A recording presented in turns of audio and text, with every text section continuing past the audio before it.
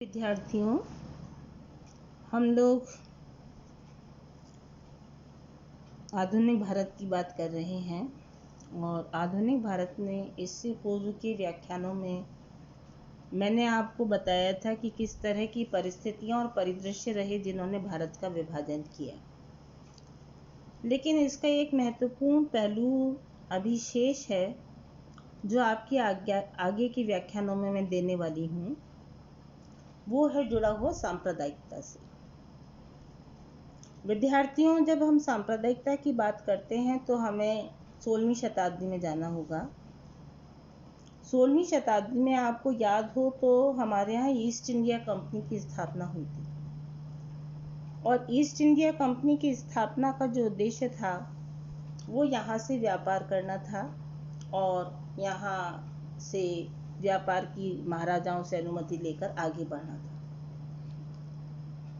लेकिन धीरे धीरे जब उन्होंने देखा कि यहाँ पर छोटे छोटे राज्य हैं, उनमें आपसी वैमनस्य है, तो इसका उन्होंने फ़ायदा उठाया और 1757 की जब प्लासी का युद्ध हुआ तो उस समय इन लोगों ने देखा कि भारतीयों को तोड़ना बड़ा आसान काम है।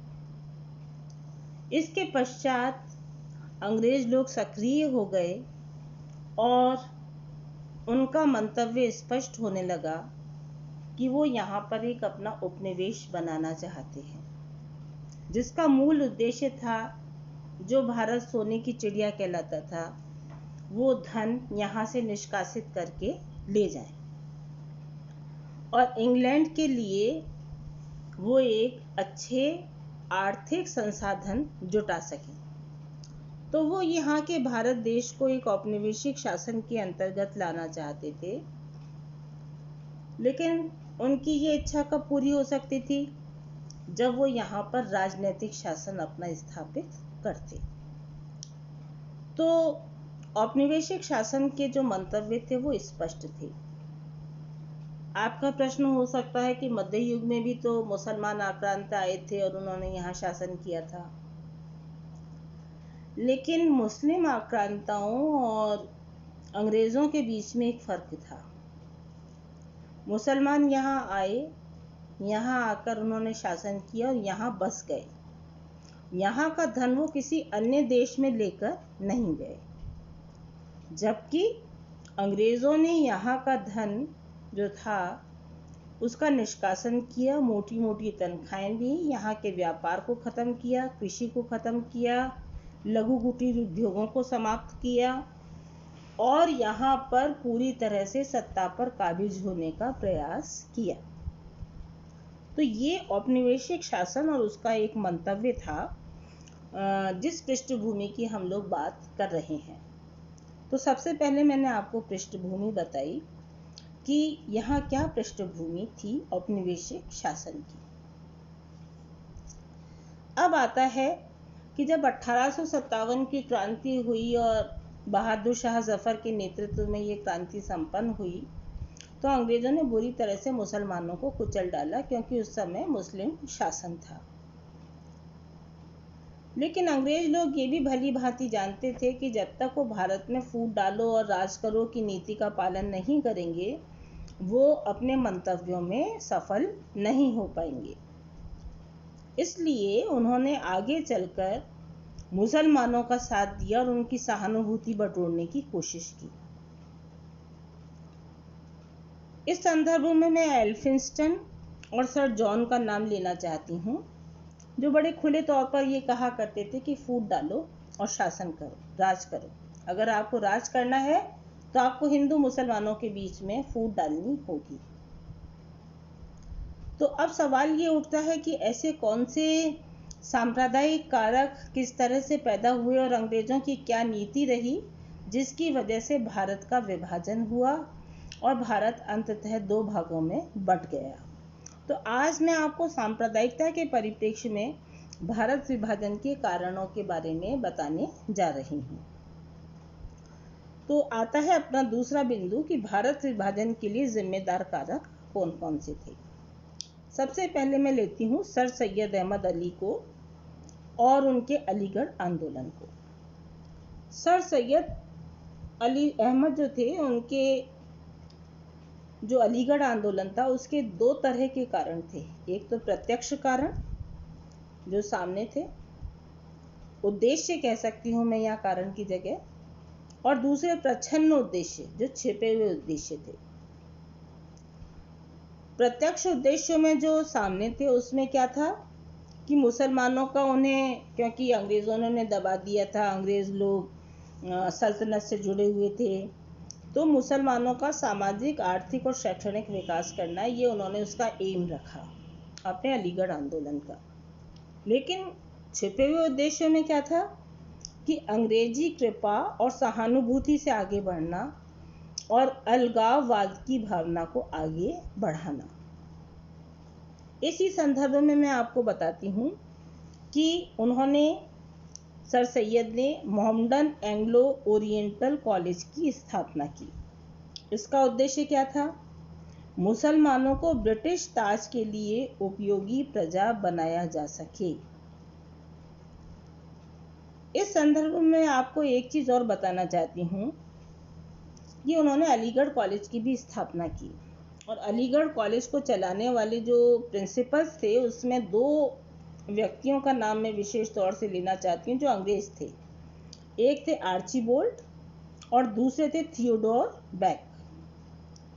इन लोगों ने इस कॉलेज को पूरी तरह चलाया और अंग्रेजों को मुसलमानों को इस बात के लिए उकसाया कि किस तरह से वो अंग्रेज़ों के कृपा पात्र बनकर अपने उद्देश्यों को पूरा कर सकते हैं और हिंदुओं से अपनी एक अलग आइडेंटिटी को प्रस्तुत कर सकते हैं।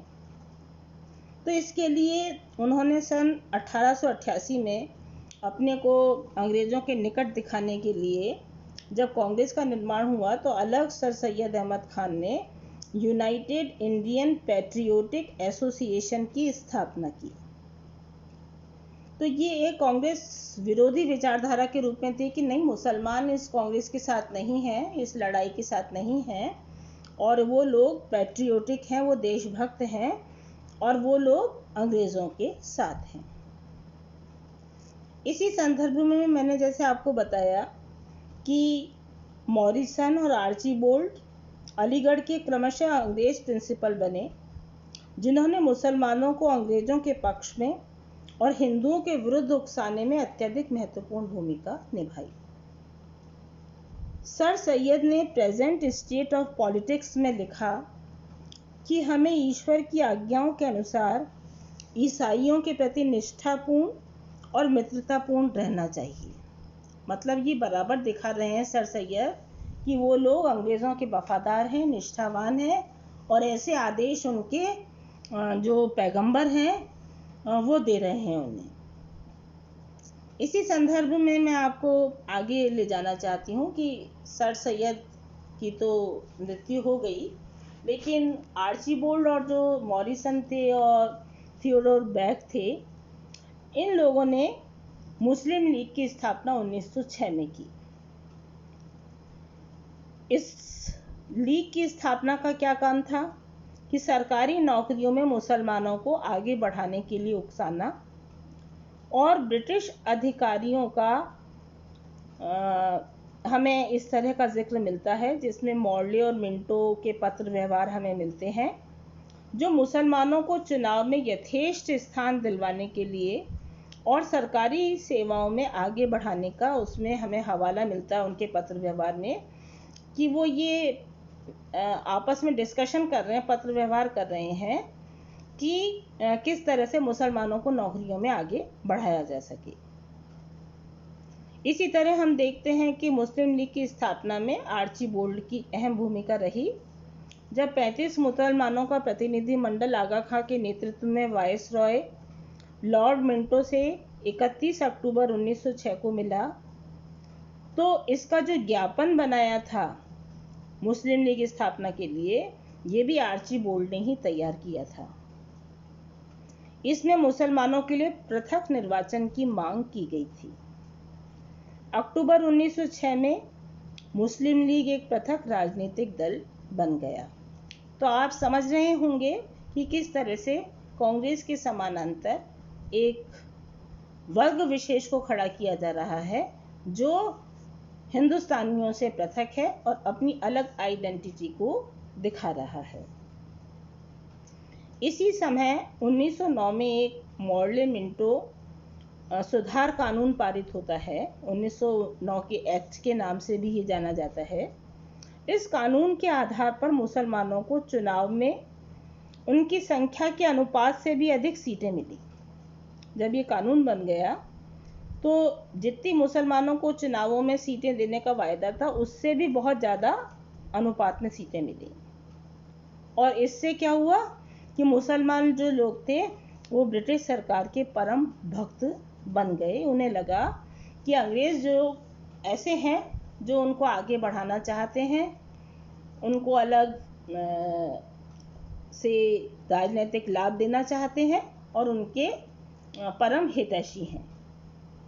तो इस तरह से करके हम लोग देखते हैं कि जैसे जैसे मुसलमानों को इस तरह से आगे बढ़ाया जाने लगा तो हमारे हिंदू वर्ग में भी एक तरह का असंतोष फैलने लगा और जो अंग्रेज चाहते थे उस तरह की भावना हिंदुस्तान में पल्लवित पुष्पित होने लगी।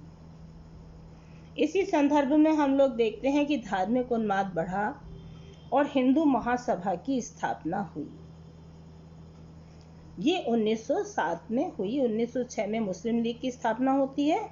1907 में हिंदू महासभा अस्तित्व में आ जाती है। अब ये जो हिंदू महासभा बनी, ये क्या करते थे कि हिंदू महासभा का प्रयास ये रहता था कि जो पुराने उनके पुनरुत्थानवादी प्रयास हैं कि उनकी क्या अच्छाइयाँ हैं, क्या विशेषताएं उनके धर्म की, या किस तरह से हिंदुओं की क्या क्या खासियत रही हैं, तो वो अपने ग्लोरियस जो पास्ट था उसके बारे में चर्चा करने लगी, उसके बारे में बात करने लगी। अब जब हिंदू पुनरुत्थानवादी विचारों की यहाँ पर बोलबाला होने लगा तो इन प्रयासों से मुसलमान और भी आशंकित हो गए और फलस्वरूप हम लोग देखते हैं कि सांप्रदायिक दंगे बढ़ते ही चले गए। तो इस प्रकार हम लोग देखते हैं कि हिंदुस्तान में सांप्रदायिकता की जो समस्या है वो पनप रही है। आगे के जो भाग है उसमें हम देखेंगे कि किस तरह से 1916 में एक लखनऊ समझौता होता है। इसमें एक बार बहुत भरसक कोशिश की जाती है कि हिंदू और मुसलमानों को एक किया जा सके, लेकिन आगामी जो नेता होते हैं जिन्ना वगैरह, ये लोग कतई नहीं चाहते थे कि वो एक होकर लड़ सकें। हालांकि गांधी जी ने असहयोग आंदोलन में इस बात की कोशिश की थी कि खिलाफत के प्रश्न को अपने आंदोलन से जोड़ा था, लेकिन आगामी कारणों में आप लोग देखेंगे कि सांप्रदायिकता की समस्या बढ़ती चली गई। अंग्रेज अपने मंसूबों में सफल होते चले गए और धीरे धीरे भारत विभाजन की ओर बढ़ता चला गया। तो आज मैं यहीं अपने विचारों को विश्राम देती हूँ। आगे की कक्षा में हम लोग इसके बारे में अध्ययन करेंगे।